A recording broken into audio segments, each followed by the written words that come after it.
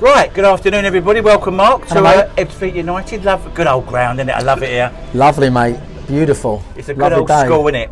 Yeah, it's lovely, mate. Nice green, nice grass. A few of my friends used to play about 15, 16 years ago. It didn't look like this. No, I can imagine. Big pitch, isn't it? I don't know. Average size. Is that your head? Yeah, lucky. It's my head. I'm all right. Don't That's worry. you must be used to the size of your head. Anyway, so today's game. Right. Is this a must-win game for Dorking Wanderers? Not only for Dorking Wanderers. No, not at all, mate. You take a draw here today all day long. Yep. I think we're going to finish strong. We've got a lot of boys now working their way back to fitness. I think we're in a good position, good shape. I thought we played really well last Saturday. I think we created something like 40 last third activities, which in a team that sort of plays football, you're not just banging the ball in there, you're playing in there. So no, we played really well last Saturday, trained really well. I think no matter when you come to Ebbsfleet, whether it's the last game, first game or in the middle, you're going to have a tough game, team with a good home record and one of the best sides in the league. So we give them full respect, and I'm just proud of the club and the team that we can compete with teams like this, really, to be honest. Definitely. Going back to the stats, like you said, there's a lot of entries in the final third. Do you feel that the club should be scoring more goals? I know it'd be nice to score more goals. Well, we would have scored 4 last week if it weren't for the linesman. Fair point. So, listen, we're the top scorers in the league. And we could have more. We could have had more, couldn't we? Top scorers in the league.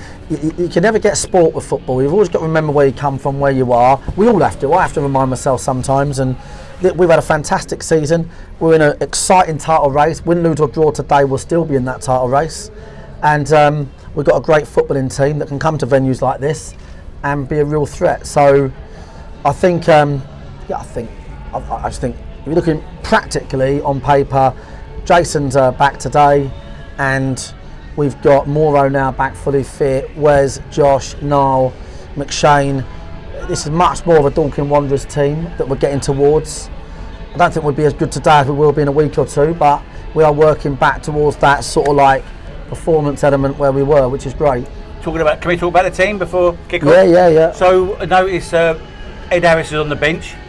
Yeah. Any reason why he's not starting centre-half? I think Dan's particularly good in this game. They're not a long ball team. Dan reads the game really well. I think they're a team that play well in the pockets and narrow, and I think Dan's sort of midfield instincts he's particularly good at snuffing out movement and whatnot. So yeah, it's a coin toss, isn't it? Stuff like that. Toy were playing a back 4, then just thought, we don't really do that. Right. Okay. We just want to play the way we play, Gaz, and get on with it, really. Prize on the bench. Was there any thought about throwing him in and getting a good 45, 50 minutes out of him? Well, I don't think we need to yet. I think there's a lot of games to play. If there was even 12 points to play for, 4 games, you'd be saying there's a lot to play for. 8 games, there's a lot of points. I think the main thing, if we bring back Jason sensibly, and no doubt in making an appearance at some point today. He's a big influence for the team on the pitch, off the pitch. So yeah, we're just delighted to get him back. And Jimmy Buick's fit again, back on the bench. Another one, I forgot him. Yeah, Jimmy's back on the bench. He looked outstanding at training. I'm actually pleased we made that decision. I thought, having not playing on the wing in the heat as well, I thought we might take the sort of legs out of him whilst the game's robust. So he'll probably come on and be a big threat at some point. So good yeah, bench. mate. It's a good bench, no doubt about it. It's got to be as good as the bench and any bench in the league above. I don't know about our league. It's a bloody brilliant bench, today. Moore, Pryor, Jimmy, David, who's done nothing wrong. The How is bench he settling in? How is David settling in? Well, it's great, but he's had to be thrown into it, hasn't he? So it's a very, you have to learn how we play and all that. But I actually think he's done really well, and he's a type of player we'd be really interested in for next season, to be quite honest. I'd love to see him with a pre-season under his belt with us. I think he could become a real top striker for us, to be honest. And, that's where I'm at with him. But listen, we've had a long time this season to be in the position we're in, and I feel like them Wanderers boys are the ones that you really want to focus on. They know the gig, they know the score. So yeah, McShane's captain. Off we go. So what are you expecting from Ebbsfleet today?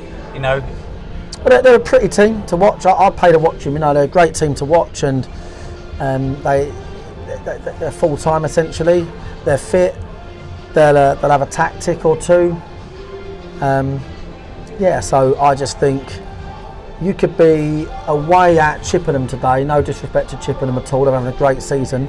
You could be anywhere in this division, and you've got a tough game. Let alone away from home at a club as great as Ebbsfleet. And I think Dennis is one of the best managers in this division. To come from a foreign country and to learn his trade so quickly. Damien, who runs it, is a gentleman. Got a lot of time for them, they've got a great bunch of lads. Sure. Okay. Well, good luck today. Hope Cheers, it goes mate. well, and I'll speak to you after the game. Cheers, guys. All the